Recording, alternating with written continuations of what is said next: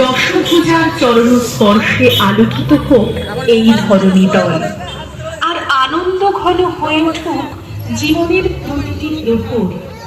বাঙালির ঘরে ঘরে বেজে উঠেছে মঙ্গল শঙ্খ, প্রজ্বলিত হোক আশার প্রদীপ।